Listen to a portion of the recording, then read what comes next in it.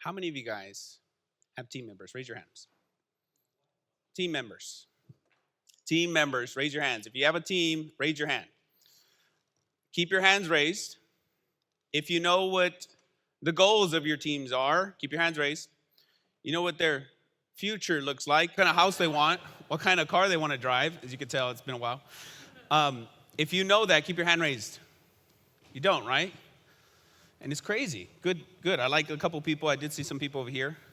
And one of the most interesting things as I'm going to share this before I get into what I share, because I got approached during lunch and they said, the most powerful thing you ever shared with me was this particular concept. And I thought I'd share that with you guys. Is it okay if I start my presentation with that? One of the most powerful things that I ever did as a leader, and I actually did it because I was scared to lose one of our best employees.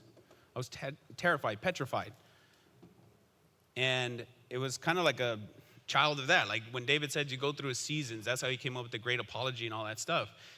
That was my season. I had to learn how to help manage people because, as you guys can tell, I'm very matter of fact with things that I do. So, sometimes at the consequence of not connecting with people. And so I said, well, how do I do this? How do I create a system or a process to be able to manage people or help people? And we coined it the PPF. Has anyone ever heard me talk about that concept? Raise your hand. Okay? You guys are going to write this down. So we were in New Orleans about 3 weeks ago, a month ago. My days are blending together too. Was it 2 weeks? Holy smokes, damn. Okay, 2.5 weeks.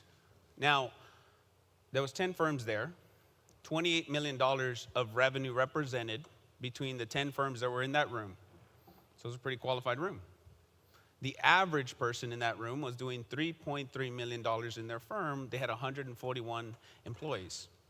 And the one thing that everyone had to talk about, one thing that everyone was saying was my team, my team, my team, my team.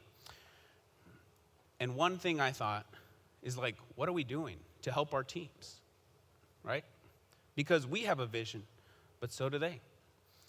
And at the end, I remember teaching this concept, and a gentleman came up to me and said, that was the most powerful thing you ever taught me.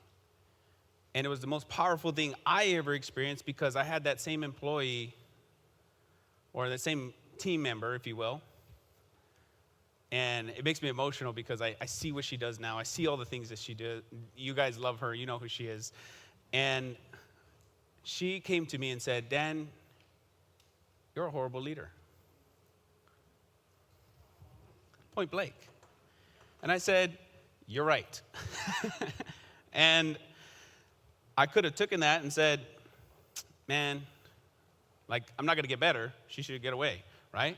I said, well, how can I get better? So for about a 6-month stint, I said, okay, I'm going to meet with you every day. But I'm going to start with one thing. What's the goal?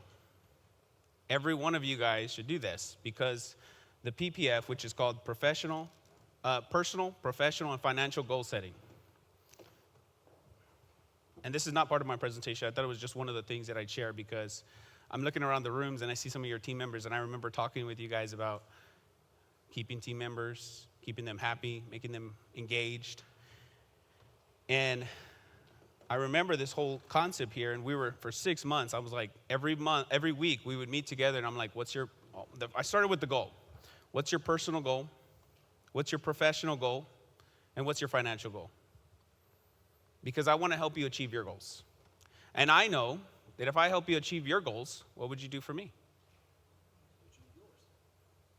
Achieve mine, right? Very simple concept, yet very hard to manufacture. And I remember having this conversation over and over and over. And I guess it's like a management thing, I guess. I don't know. I don't know how to explain what we were doing. But I remember doing it. And at the end, some of our leaders here are today a testament to this. But I would sit with them. And I was so upset with this concept of me being a bad leader that I would sit with them. And I was like, be honest with me. And even to this day, if you ask them, they're going to be like, at the end of every session, I'm like, give me a scorecard from 1 to 10, how I am as a leader. 1, you absolutely hate this place and you hate me, or 10, you'll run through a brick wall for me. And they would inevitably do this, 10,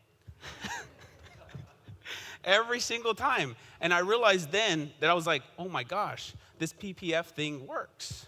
So I share that with you guys because I see a gentleman back there who's brought his team. Last time it was just him. Now I see, how many team members you got with you today, Rashid? 4 team members. That shows you guys growth. I see a gentleman back there. We had a conversation about one of his team members that had other opportunities. I said, man, this is a great team member. How can we keep your team members? How can we help them? And it starts with the PPF. So that one thing right there, I'm going to start my presentation with that because that one thing right there helped me tremendously, but it also helped understand what they want because your team members have dreams too.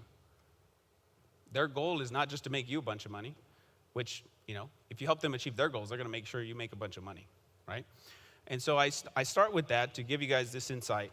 If you guys can do this with your team, and I hope you do, because I remember Rashid telling me, as soon as you told me that, I went straight home and I told all my team members, and he said, the person that I work with, he said, my EA said, oh my gosh, this has never happened before. How many team members do you guys have right now that you've never had that with them? You've never asked them, what do they want? Financially, professionally, personally. So I start today with that.